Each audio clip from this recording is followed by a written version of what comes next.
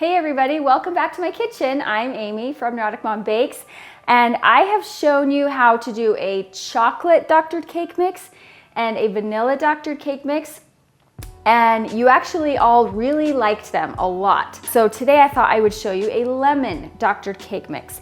Now let me just give you the pros and cons to a doctored mix versus completely from scratch. Baking is science, right? It is how ingredients work together, interact with each other.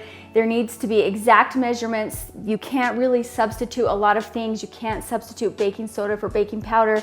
You can't leave out the salt. It's different from cooking. Baking is a science. And in here, you already have pre-measured ingredients, dry ingredients that are guaranteed to work, the proper leavening agents. So that just eliminates a step completely. You don't have to sift or measure your flour, baking soda, baking powder, all that stuff like that. All you're doing is adding some ingredients to kind of bump up the flavor and the texture so that it tastes more like homemade. And in some cases, I need to admit that my doctored chocolate cake mix, I prefer over my homemade from scratch chocolate cake mix. That's the only one. Another pro to this is you do not need a mixer. You can do this all in one bowl, which makes things a lot simpler. And then this is a weird pro that I've discovered. You don't need to completely prep your pans like you do regular cake, homemade from scratch cake mixes. I am good to spray this with cooking spray and they will pop right out cleanly, and I don't have a problem with that. The con for this one is if you tell people it's a box mix, they kind of freak out. I don't want a box mix, but when you're adding all this other stuff, it really tastes more like homemade. I don't taste this one in my chocolate box mix, or not as much in my flavored box mix, but every once in a while in the vanilla, there's just a little aftertaste that I taste that's so different than my homemade one. That's more caramely, and I don't know how to describe it. Just a slightly different taste. Okay, but this lemon one, because we are adding fresh lemon zest, this tastes virtually homemade. This is a great one to make if you are in a hurry. So let's start. I'm gonna open this. First thing I'm going to do is, okay, so I always forget to bring my ingredients to room temperature, so let me show you how I compensate for that.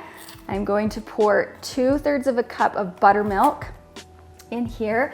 You can use regular milk, that will work, or you can make your own buttermilk by adding a couple teaspoons of lemon juice to your milk and letting it sit for 5 minutes.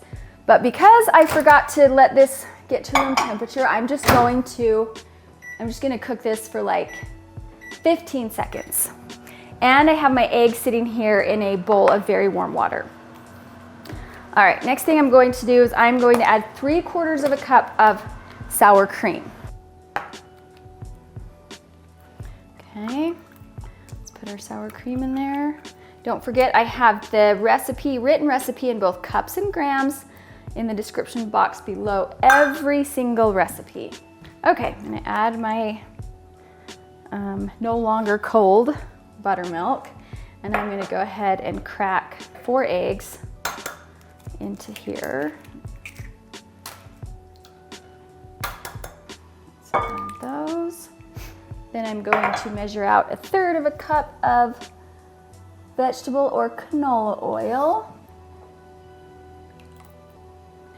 I'm going to add a full tablespoon of Mexican vanilla or regular vanilla will work. And then the most important part, we're going to add the zest and the juice of 1 large lemon. If they're small, do 2 small lemons.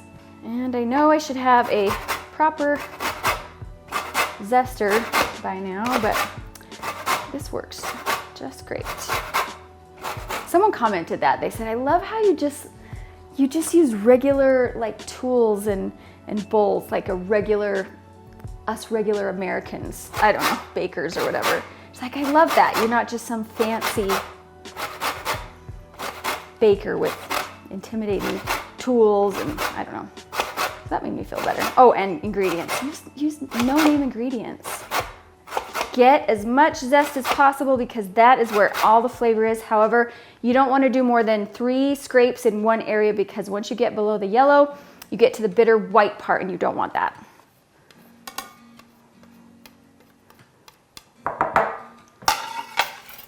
And then to get as much juice as possible, roll it, kind of push down on it, get the juices going. I'm gonna squeeze it into here first because every once in a while a seed will sneak through. And I don't wanna pick that out of my cake batter. Okay, now because I've added a little bit extra liquid, I'm going to add 1/4 cup of flour before I put my cake mix in. Okay, I'm gonna whisk this all together really well before I add the actual cake mix. You want these ingredients well combined, but you don't wanna overmix your cake. So if you get these really well combined first before adding your cake mix, you have a better chance of not over mixing. I do not recommend using lemon extract in this recipe. I tried that once. It added just an incredibly bitter, artificial flavor, and I hated it. And I found that with the lemon cake mix and the fresh lemon in here, you have plenty of lemon flavor. Start with my whisk, and then I'm gonna finish with my spatula, just gently folding everything in. And I'm going to stop mixing as soon as I no longer see streaks of the cake mix. And if you see little clumps of the cake mix, just kind of break them apart. You can sift it if you want. I think that's an unnecessary step. This will make about 24 cupcakes, or 3 6-inch cake layers, or 2 8-inch cake layers.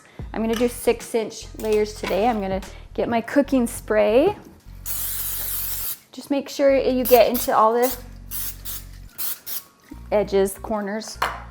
Can't really have corners and round, but you know what I mean. Okay, and then we're gonna evenly divide this cake batter up. This has a lot of rise to it, so it's gonna look like there's not much cake batter in here, but I found that these doctored mixes rise a lot. You can use a food scale if you want to get them exactly the same size, or you can eyeball it like I always do. Okay, these will go into a 325-degree oven for about 25 minutes, but I'm going to start checking them about 22 or 23 minutes. Every oven is different, so make sure you get to know your oven and you check frequently. However, don't open the oven door before 20 minutes, because when you open it, it's going to affect the baking. Your cakes can sink at that time, so wait until they're almost done before you start checking. Okay, these are out of the oven. They've been cooling for about 10 minutes. That's about how long you want to cool them before turning them out.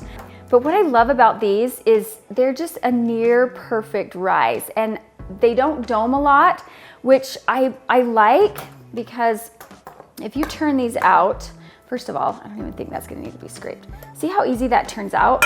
If you turn that out upside down, that's just gonna flatten that top even just a little bit more, so you don't have to level your cake by cutting the top off. But do you see how nicely those come out of the pan? There are just some things that are easier with the doctored cake mix, and I actually know a lot of bakers.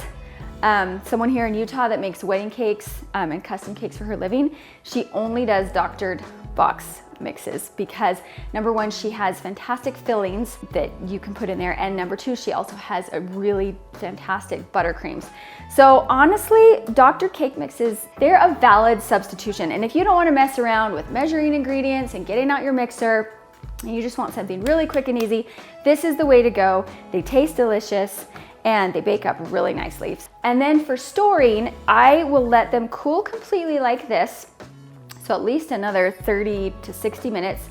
Once they're completely cool, I will wrap them in plastic really well. So if you wrap these really well, they will last at least a month in your freezer. Some bakers swear they will last up to 3 months. I don't like to go past a month. I've never tried it though, so maybe they would stay perfectly fresh. Definitely a month in your freezer, and then when you're ready to decorate your cake, you can just pull your layers out and start decorating. So there you go. If you would like to see more recipes and tutorials like this, please subscribe to my channel. I'll see you next time. In case you haven't heard, I have created online cake decorating courses, 50 videos divided into 4 parts, and it's by far the best value out there. So make sure to check the link in the description, and I do add courses periodically. If you would like my free ebook with my top 10 cake and buttercream recipes, make sure you sign up for my newsletter. The link is below.